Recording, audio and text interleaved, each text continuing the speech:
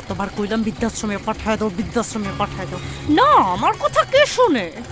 আমার জীবনটা না এমনিতেই তেজপাতা হয়ে যাইতেছে। কালকে আসার সময় তোমার জন্য চকলেট নিয়ে মা।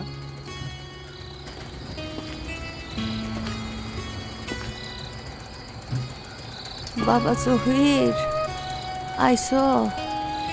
হ মা আইছি। তুমি ভিতরে আহো, বাইরে কি করো? ভিতরে আহো।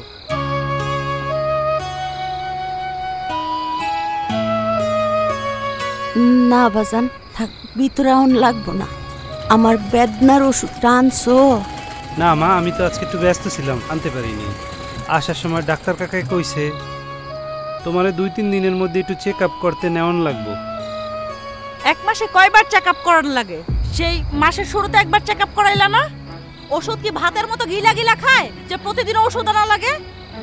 যন্ত্রণা আর যন্ত্রণাই বাঁচি না। হ বাজান, বৌমা ঠিক কথাই কইছে, আমার চেক আপ লাগবো না। আমারে খালি বেদনার ওষুধটা দিলেই চলবো। ডং দেখো বুড়ি।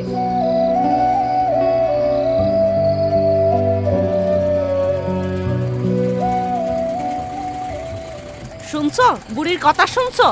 তেজে বাঁচে না, যত সব আইসা আমার ঘাড়ের মধ্যে আইসা পড়ে।